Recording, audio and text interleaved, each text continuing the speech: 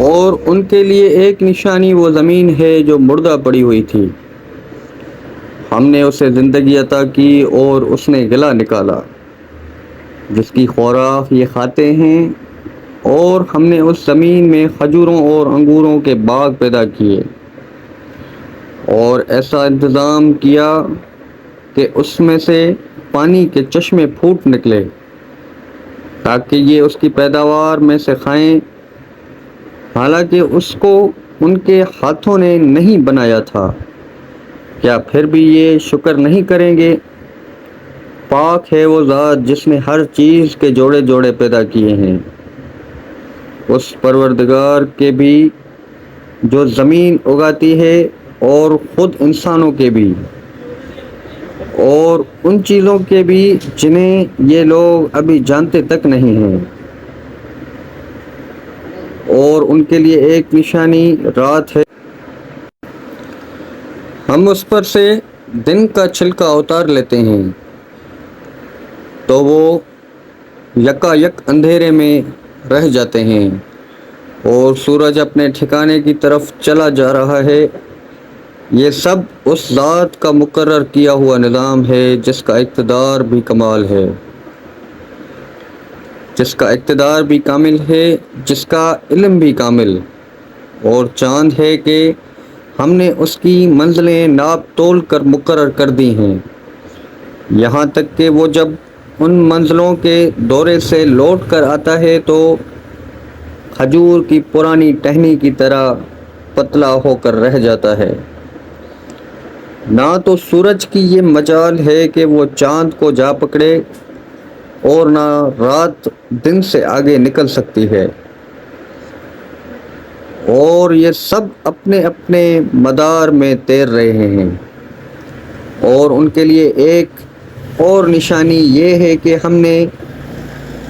ان کی اولاد کو بھری ہوئی کشتی میں سوار کیا ہے، اور ہم نے ان کے لیے اسی جیسی اور چیزیں بھی پیدا کی جن پر یہ سواری کرتے ہیں، اور اگر ہم چاہیں تو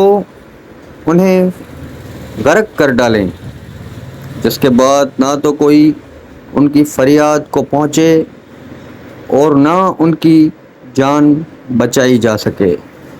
لیکن یہ سب ہماری طرف سے ایک رحمت ہے، اور ایک معین وقت تک زندگی کا مزہ اٹھانے کا موقع ہے جو انہیں دیا جا رہا ہے۔ اور جب ان سے کہا جاتا ہے کہ بچو اس عذاب سے جو تمہارے سامنے ہے اور جو تمہارے مرنے کے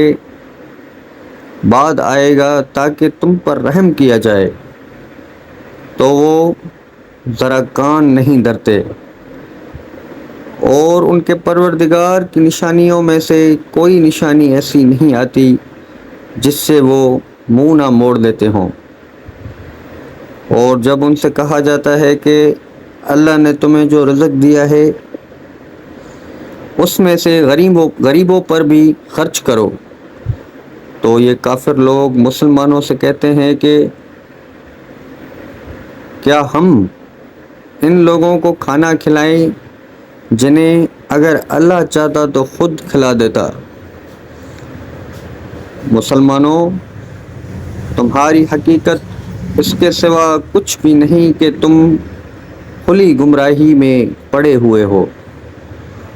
اور کہتے ہیں کہ یہ قیامت کا وعدہ کب پورا ہوگا؟ مسلمانوں، بتاؤ اگر تم سچے ہو۔ دراصل